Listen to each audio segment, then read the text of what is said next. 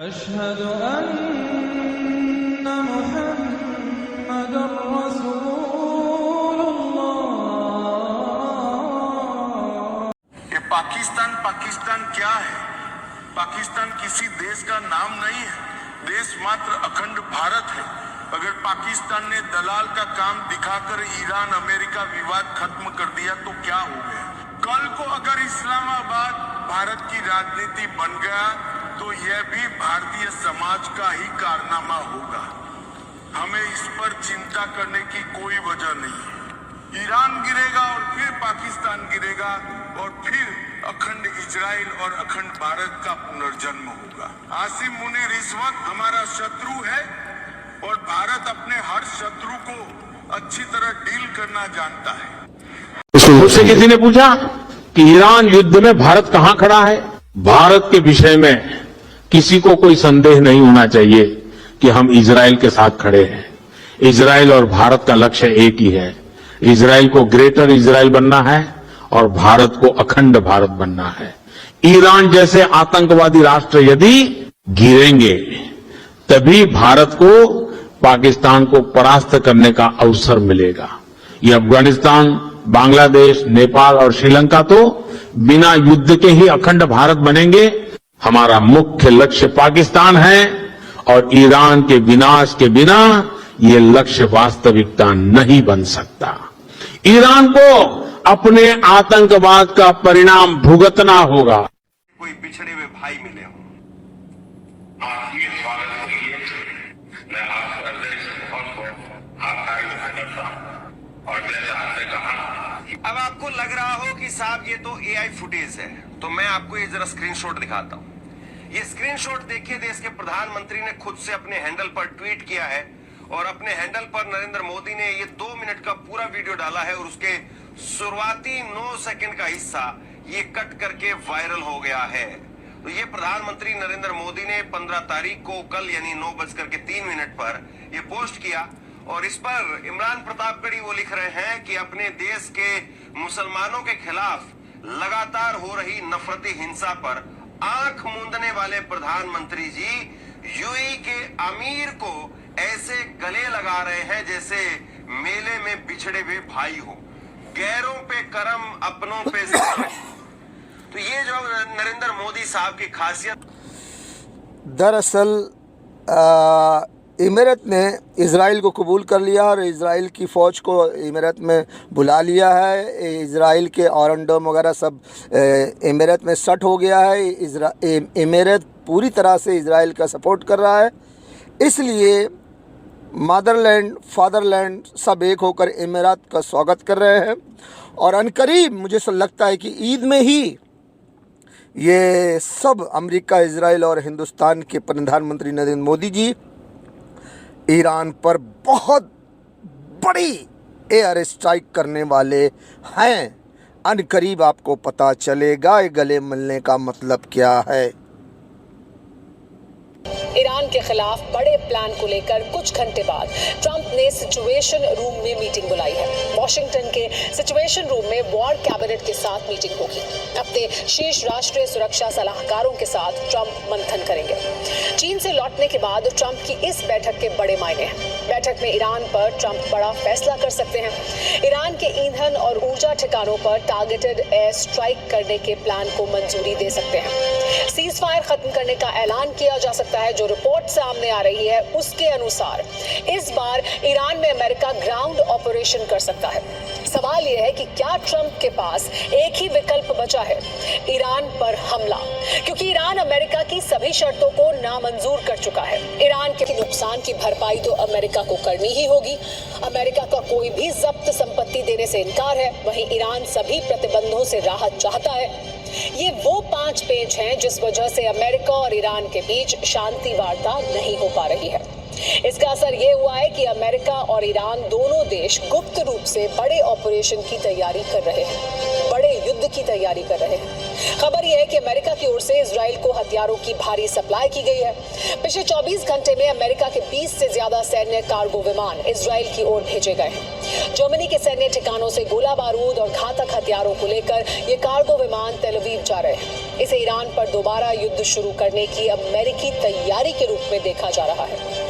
इस वक्त की सबसे बड़ी और चौंकाने वाली महाविस्फोटक खबर सीधे युद्ध के मैदान से निकलकर सामने आ रही है, जिसने पूरी दुनिया के समीकरणों को पूरी तरह से उलट पुलट कर रख दिया है। आसमान से लेकर समंदर तक एक बार फिर से भयंकर और विनाशकारी जंग की शुरुआत हो चुकी है। जिस टकराव को टालने के दावे किए जा रहे थे, जिस शांति समझौते की उम्मीदें लगाई जा रही थीं, वे सारी बातें महज कुछ ही घंटों में हवा में कपूर की तरह उड़ गईं। महाशक्ति अमेरिका और ईरान के बीच दोबारा भड़की इस जंग ने वैश्विक राजनीति में ऐसा भूचाल ला दिया है जिसकी कल्पना किसी ने सपने में भी नहीं की थी। वॉशिंगटन से लेकर तेहरान तक केवल सायरन की आवाजें गूंज रही हैं और दोनों तरफ की सेनाओं ने अपने सबसे आधुनिक हथियारों के मुंह एक दूसरे की तरफ खोल दिए हैं। डोनाल्ड ट्रंप, जो कल तक दुनिया के सामने यह नैरेटिव सेट कर रहे थे कि ईरान बातचीत की मेज पर आने के लिए बेताब है और वह एक बड़ी डील करने जा रहे हैं, उनका वह सारा दावा ताश के पत्तों की तरह ढह चुका है। पेंटागन के गलियारों से छनकर आ रही खुफिया रिपोर्टों के मुताबिक इस बार युद्ध की शुरुआत इतनी अचानक और तीव्र हुई है कि किसी भी पक्ष को संभलने का मौका नहीं मिला। जैसे ही अमेरिकी फाइटर जेट्स ने एक खास रणनीति के तहत उड़ान भरी, ईरान के आधुनिक रडार सिस्टम ने उन्हें बहुत दूर ही ट्रैक कर लिया। न्यूयॉर्क टाइम्स की रिपोर्ट का वह दावा अब पूरी तरह सच साबित होता दिख रहा है, जिसमें कहा गया था कि ईरान ने अमेरिकी वायुसेना के उड़ान भरने के तौर तरीकों और उनके गुप्त रास्तों को पूरी तरह से समझ लिया है। इस बार ईरानी सेना ने बिना कोई वक्त गंवाए अपनी अचूक रक्षा प्रणालियों को सक्रिय कर दिया, जिससे आसमान में अत्याधुनिक विमानों के बीच एक अभूतपूर्व तकनीकी टकराव शुरू हो गया। रूस से मिली अत्याधुनिक तकनीक और सैटेलाइट इनपुट की बदौलत ईरान ने अपने पूरे हवाई क्षेत्र को एक ऐसे सुरक्षा घेरे में तब्दील कर दिया है जिसे भेद पाना दुनिया की सबसे बड़ी ताकत के लिए भी टेढ़ी खीर साबित हो रहा है। अमेरिकी कांग्रेस की जो फाइलें पिछले दिनों लीक हुई थीं, वे इस नए मोर्चे पर बिल्कुल सटीक बैठ रही हैं। उन दस्तावेजों में पहले ही इस बात का जिक्र था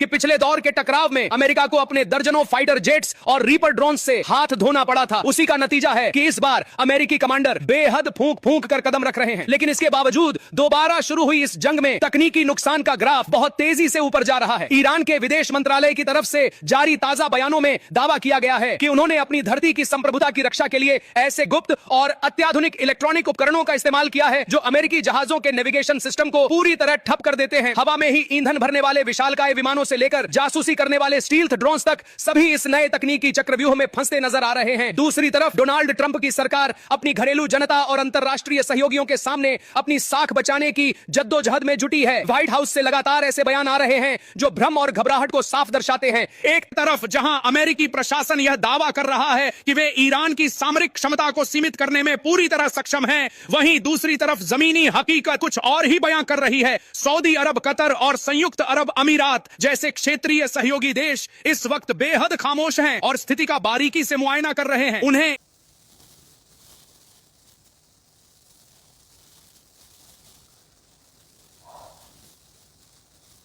अस्सलामु अलैकुम रहमतुल्लाहि व बरकातहू। आज 29 मई 2026 है, जुमा का दिन है। तकरीबन ये दोपहर का वक्त भी गुज़र रहा है, 2:45 बज रहे हैं। बहुत गर्मी की वजह से वीडियो बनाने को नहीं मौका मिल रहा है और कुछ और भी प्रॉब्लम है जिसकी वजह से वीडियो नहीं बना सकते। बहुत प्रॉब्लम है, टाइम नहीं मिल रहा है जाना आना कहीं बाहर, तो इसके लिए कुछ और ख़ास बात है जिसकी वजह से मैं वीडियो नहीं बना पा रहा हूँ। लेकिन जो ख़ास जानकारी थी वो पहले दे चुका हूँ। बीच बीच में टेम्परेरी एक आध वीडियो बना के डाल देता हूँ। अभी एक हफ़्ता पहले ईद के तकरीबन 2-4 दिन पहले मैंने एक वीडियो बनाई कि ईद के आसपास या इस हफ्ते में या इस ईद के सेंटर को लेकर इधर उधर 15 दिन में 10-15 दिन में ईरान पर हमला होने वाला है। तो हुआ 25 तारीख को, 24 तारीख को, 24, 25, 26 को ये हुआ था। लेकिन मैंने बोला था कि बहुत बड़े पैमाने पर होगा, यानी हज़ारों, कम से कम हज़ारों मिसाइलें होंगी या हज़ारों जेट फाइटर होंगे। तो ऐसा नहीं हुआ, लेकिन बड़े पैमाने पर हमला करने का इरादा था। जो मुझे वीडियो मिली है, एक वीडियो मिली है कि जो बड़े पैमाने पर हमला करने का इरादा था, लेकिन इलेक्ट्रॉनिक वारफेयर की वजह से अमेरिका पीछे हट गया, क्योंकि ईरान के साथ चाइना भी है, रूस भी है। उन्होंने कुछ इलेक्ट्रॉनिक वारफेयर का इंतज़ाम किया हुआ था और बहुत बेहतरीन डिफेंस सिस्टम का बयान किया गया था, जिसकी वजह से वो अमेरिका शुरुआत तो की लेकिन पीछे हट गया, क्योंकि उसके जेट फाइटर्स उसको एहसास हो गया कि आगे वॉरफेयर है, अगर हम आगे बढ़ेंगे तो हमें मार दिया जाएगा और हमारा सारे हमले सारा कुछ नाकारा होगा और हमारे फ़ौजी बहुत मारे जाएंगे। समंदर में भी जो उनके बहरी बेड़े हैं वो सब मार दिए जाते, जलाकर खाक कर दिए जाते। बहरहाल उनको लग गया, वो पीछे हट गए। लेकिन तरह तरह की बातें, तरह तरह के कमेंट कर रहे हैं डोनाल्ड ट्रंप जी, और बहुत न्यूज़ में भी बहुत कुछ दे रहा। लेकिन कुछ न्यूज़ वाले खुल्लम खुल्ला कह रहे हैं कि ईरान ने अमेरिका के छक्के छुड़ा दिए। बहरहाल मेरे दोस्तों, ये खतरा अभी टला नहीं है। जब तक कि अमेरिका मार नहीं खाएगा, जब तक वो समंदर छोड़ के नहीं जाएगा। मैं कुछ खास बातें बताना चाहता हूं आज के वीडियो में। आज सिर्फ 2 ही वीडियो बनाऊंगा, मौका नहीं मिला है, इसलिए इस 2 वीडियो में खास बातें ये कि किसी भी कीमत पर अमेरिका अब मुसलमानों के मुल्क पर कब्जा नहीं कर पाएगा। अब वो जैसे बिन पानी के मछली तड़पता है ना, वैसे वो तड़पेगा। अपने आप को बहुत बड़ा ताकतवर समझेगा, बहुत जोर लगाएगा, लेकिन कुछ न कर पाएगा। हाँ, मुसलमानों का नुकसान बहुत होगा। अब इसका मतलब आप ये मत समझना कि अमेरिका मुसलमानों पे हमला नहीं करेगा, करेगा, लेकिन वो जीत नहीं पाएगा और मुसलमानों पर कब्जा नहीं कर पाएगा। जैसे अफ़गानिस्तान में कब्जा कर लिया, इराक़ पे कब्जा कर लिया और सीरिया को बर्बाद कर दिया, और कब्जा भी कर लिया। वहाँ पर इजराइल की सेना भी है, अमेरिका की भी सेना है सीरिया में। इस तरह से अब मुसलमानों के मुल्क को कब्जा नहीं कर पाएगा। खास के जैसे कि अभी शुरुआत है ईरान की, उसके बाद पाकिस्तान का नंबर है, लेकिन ना तो ईरान पे कब्जा कर पाएंगे ना तो पाकिस्तान पे। एक हिकमत की बात बता दूं, अमेरिका ने शुरू किया था अफ़गानिस्तान से, फिर वहाँ अफ़गानिस्तान से घूम के गया अरब में इराक़ से फिर मिस्र में हुकूमत पलटी किया, और उसके बाद अल्जीरिया, फिर उसके बाद लीबिया। अल्जीरिया में तो ऑलरेडी उनकी हुकूमत थी ब्रिटेन की। लीबिया के बाद फिर सीरिया के बाद उन्होंने फिर गज़ा, लेबनान, यमन को होते हुए अब उन्होंने ईरान पर शिकंजा कस लिया है। यानी कि बीच में पाकिस्तान बचा हुआ है। इसको बहुत समझने की ज़रूरत है। अफ़गानिस्तान से शुरू हुआ, आके ईरान पे अटक गया है। अफ़गानिस्तान और ईरान के बीच में क्या है? पाकिस्तान। और पाकिस्तान को अल्लाह ताला ने रमज़ान के 27 तारीख को बनाया। यानी पाकिस्तान जो वजूद में आया, हिंदुस्तान से अलग हुआ, वो 27 रमज़ान को, लैलतुल क़द्र की रात को।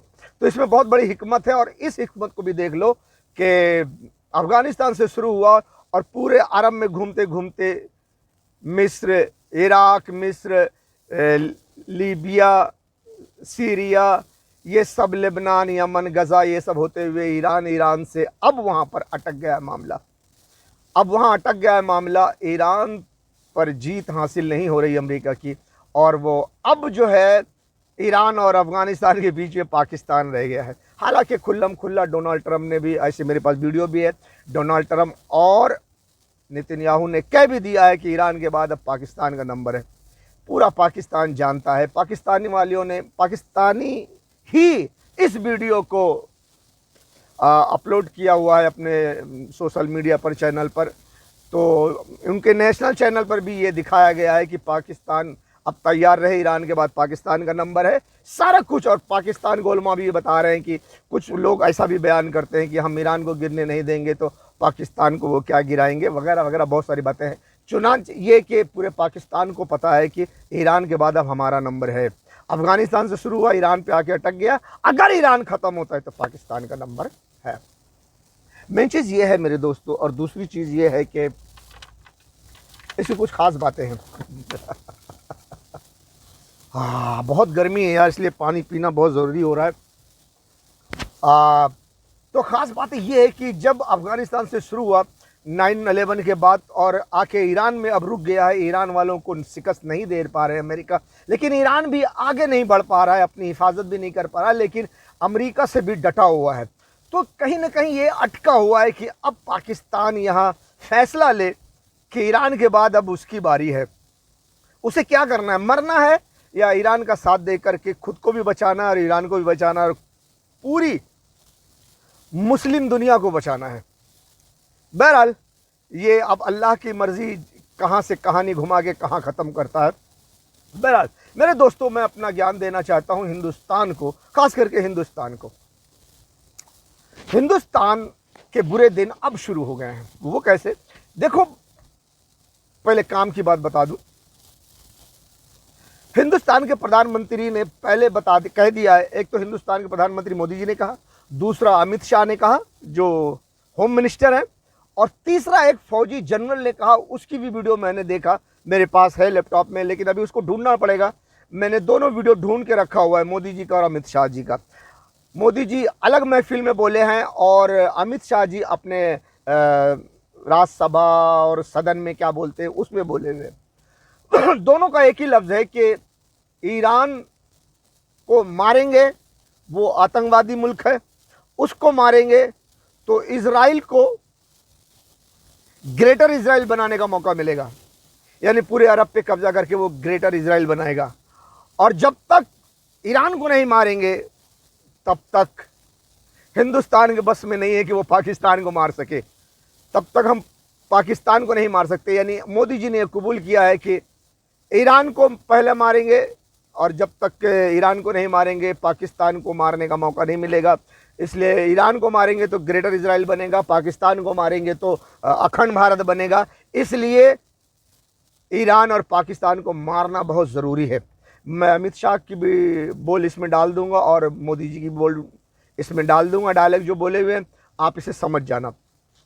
और फौजी जनरल भी बोला है यही डायलॉग कि हम इजराइल का साथ देंगे, इजराइल का साथ देंगे। इजराइल ईरान को मारेगा तो उसका ग्रेटर इजराइल बनेगा, और फिर हमको पाकिस्तान को मारकर अखंड भारत बनाने का मौका मिलेगा। तो कहीं ना कहीं ये बात पूरे हिंदुस्तान में नहीं बल्कि अमेरिका इजराइल के साथ पूरी मीटिंग में चल रही है।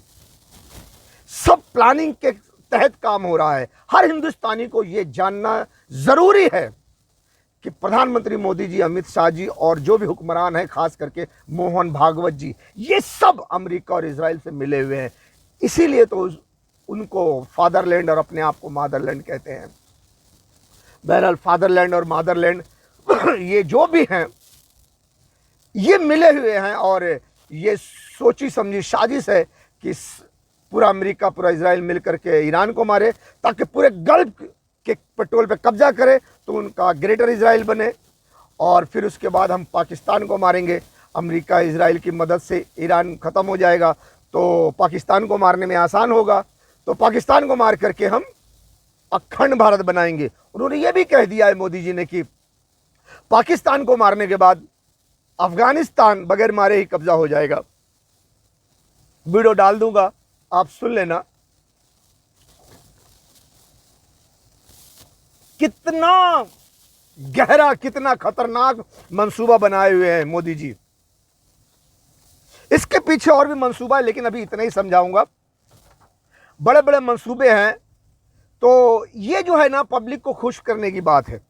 हालांकि ये प्लान पाकिस्तान को मारने का, ईरान को मारकर पूरे गल्फ के पेट्रोल पे कब्जा करना, ये अमेरिका और इजराइल का मकसद है, नेटो का मकसद है, इल्यूमिनेटी खुफिया एजेंसी का मकसद है। जो लोग मेरी पुरानी वीडियो देखते चले आ रहे हैं, मैं हजारों बार कई वीडियो में बोल चुका हूं कि ये इल्यूमिनेटी खुफिया एजेंसी का एजेंडा है, और वो ईरान पाकिस्तान को मार के पूरे गल्फ के पेट्रोल पे कब्जा करना चाहते हैं। जैसा कि डोनाल्ड ट्रंप ने कह दिया है, वेनेजुएला पर कब्जा करने के बाद बोला कि मैं अब ईरान का भी पेट्रोल मैं ही बेचूंगा, और उन्होंने ईरान को हलवा समझ करके ईरान पर हमला कर दिया, ला के बड़ी फोर्स, और खुमैनी सर को मार दिया। तो पूरे ईरान को मार करके पूरे पेट्रोल पे कब्जा करने आए थे ये, लेकिन अब यहाँ अटक गए हैं। तो अब यहाँ पर पाकिस्तान की एंट्री है, चाइना की एंट्री है। मेरे दोस्तों, चाइना की एंट्री बहुत ज़रूरी है, क्योंकि अगर आप लोग भूल न गए होंगे तो आप लोगों को याद होगा कि वेनेजुएला में जब अमेरिका ने कब्जा किया था तब वहाँ पर रूस का भी पेट्रोल के जहाज़ थे, चाइना के भी पेट्रोल के जहाज़ थे, लेकिन अमेरिका वालों ने लूट लिया उस पेट्रोल को, उस तेल को, कच्चे तेल को। अमेरिका की फ़ौज ने उसे लूट लिया, ना चाइना आने दिया ना तो रूस जाने दिया। दोनों जहाज़ें, चाइना के भी जहाज़ लूट लिए और रूस की भी जहाज़ लूट लिए। रूस और चाइना कुछ नहीं बोले। अब पूरे गल्फ पे अमेरिका और इजराइल का कब्जा है, वहाँ उनकी चलती है। बस एक ईरान है जहाँ से पेट्रोल चाइना लेता है, या रूस से ले या तो ईरान से ले। अगर ईरान को भी तबाह बर्बाद कर दिए तो चाइना और पूरे खित्ते को पेट्रोल नहीं मिलेगा, जो अमेरिका के मुखालिफ है। और एल्यूमिनेटिक खुफिया एजेंसी के तहत जैसे ईरान और पाकिस्तान पे कब्जा होगा, पूरे गल्फ के पेट्रोल पे कब्जा हो जाएगा। फिर अमेरिका रूस और चाइना को मार करके उनका पूरा पेट्रोल तो सब तबाह कर देगा। उनको तो मारना ही है। मैं पहले बहुत कुछ समझा चुका हूं, लेकिन इसीलिए ईरान गया तो समझो चाइना रूस गया। इसके लिए चाइना का ये फर्ज बनता है कि ईरान को बचाए और उसके रास्ते में आए और अमेरिका से लड़े। लेकिन यहां पर भी ईरान के बाद पाकिस्तान की भी जान खतरे में है, क्योंकि ईरान के बाद पाकिस्तान का नंबर है। इसलिए पाकिस्तान को भी ईरान के साथ मैदान में उतरना उसका फ़र्ज़ है। और पाकिस्तान एक न्यूक्लियर पावर मुल्क है। अगर पाकिस्तान उतरता है तो चाइना के लिए और आसान हो जाएगा, चाइना भी खुश हो जाएगा, चलो पाकिस्तान साथ में है। और उसके बाद फिर पाकिस्तान, अगर अफ़गानिस्तान इस बात को समझ सके कि पाकिस्तान गया तो हिंदुस्तान अफ़गानिस्तान पे भी कब्जा करके अखंड भारत बना लेगा, उसके भी समझ में आ गया, तो वो चाइना और पाकिस्तान और ईरान से मिल सकता है, अगर वो बेवकूफ़ नहीं है तो अगर आप लोग हिंदुस्तानी अगर ये सोचें तो ये ज़रूर सोचें कि अनकरीब ये जत्था पूरा चाइना पाकिस्तान, अफ़गानिस्तान, ईरान, ये सब एक होने वाले हैं। और अमेरिका का सबसे बड़ा हथियार हिंदुस्तान है। तो यहाँ पर रणनीति कहती है कि सबसे पहले हिंदुस्तान पे कब्जा किया जाए, हिंदुस्तान पे हमला करके हिंदुस्तान को कब्जा किया जाए, ताकि अमेरिका का सबसे बड़ा हथियार तोड़ दिया जाए। क्योंकि जहां अमेरिका हारता है वह हिंदुस्तान को आगे करके पाकिस्तान पे हमला करवाता है, और हिंदुस्तान के ही पाकिस्तान पे हमला करवा के ईरान पे 2 न्यूक्लियर मारने का प्लान बनाया हुआ है। जब वो ईरान को कुछ न कर पाएगा तो वो पाकिस्तान पर हमला करवाएगा। जैसे पहले पहलगाम के सपोर्ट लेकर के पहलगाम में हमला करवा करके 4 दिन की जंग पाकिस्तान की करवा चुका है। लेकिन हिंदुस्तान ने ज़बरदस्त धोया हिंदुस्तान को, इसलिए ईरान पर न्यूक्लियर मारने का मौका नहीं मिला। अभी अमेरिका और इजराइल पूरी कोशिश कर रहे हैं ईरान को मारने के लिए, नहीं मार पाएंगे तो फिर हिंदुस्तान को इस्तेमाल करेंगे कि भैया पाकिस्तान पे हमला करो, हम तुम्हारा पूरा सपोर्ट करेंगे, बड़ी तैयारी करके पाकिस्तान में हमला करो, ईरान को न्यूक्लियर मिसाइल मारो। तो ये सब अगर पाकिस्तान और अफ़गानिस्तान, चाइना और ईरान के समझ में आता है तो फौरी तौर पर हिंदुस्तान पे हमला करेंगे। उसी जंग का नाम ग़ज़वे हिंद होगा। अगले वीडियो में हम आपको अच्छी तरह ज़रा समझाते हैं। जल्दबाजी में हूँ, बहुत गर्मी है और मैं ज़्यादा देर तक यहाँ ठहर नहीं सकता, गर्म से फिर गाड़ी गर्म हो जाएगी, एसी भी बंद हो जाएगी, वगैरह वगैरह, बहुत परेशानी है। क्योंकि ईरान पर डायरेक्ट अमेरिका इजराइल हमला नहीं कर सकते। अगर वो करते हैं डायरेक्ट ईरान पर हमला तो ईरान पहली फुर्सत में इजराइल का नामो निशान मिटा देगा। इतनी मिसाइल्स उसके पास, इतने हथियार हैं, और वो इजराइल भी जानता है, अमेरिका भी जानता है, ब्रिटेन फ्रांस सभी जानते हैं, ऑस्ट्रेलिया भी जानता है। इसीलिए डायरेक्ट ईरान पर हमला कोई नहीं करेगा। क्यों? इजराइल खत्म हो जाएगा, इजराइल को सेव करना है। इसलिए ईरान को हिंदुस्तान से मारा जाए, हिंदुस्तान को इस्तेमाल करके ईरान को मारा जाए, ताकि ईरान अगर कोई जवाबी कार्रवाई करे तो वो हिंदुस्तान में करे, इजराइल सेफ रहे। इसीलिए ईरान को मारने के लिए हिंदुस्तान को चुना गया है। बेगैरत हुक्मरानों, इन लाशों को, गोश्त के टुकड़ों को देखकर तुम्हें गैरत क्यों नहीं आती? तुम कैसे सोते हो? तुम कैसे पीते हो? तुम कैसे खाते हो? तुम कैसे जिंदगी गुजारते हो? ऐ बेगैरतों, ऐ जर्नेलों, ऐ हुक्मरानों, तुम कब जागोगे? कब जागोगे? ऐ बेगैरत हुक्मरानों, इन लाशों को, गोश्त के टुकड़ों को देखकर तुम्हें गैरत क्यों नहीं आती? तुम कैसे सोते हो? तुम कैसे पीते हो? तुम कैसे खाते हो? तुम कैसे जिंदगी गुजारते हो? ऐ बेगैरतों, ऐ जर्नेलों, जागोगे, कब जागोगे? वो बेचारे फरियाद कर रहे हैं, बुला रहे हैं तुम्हें। कोई हाफिज कुरान आर्मी चीफ साहब रसूलुल्लाह की उम्मत कट रही है, लोग उनके आज़ा के टुकड़े चादर में समेट रहे हैं। तुम अपने एटम बम और मिसाइलों के साथ तमाशा देख रहे हो। हमसे बर्दाश्त नहीं हो सकता, हम ये नहीं देख सकते, हम ये बर्दाश्त नहीं कर सकते। जुर्रत करो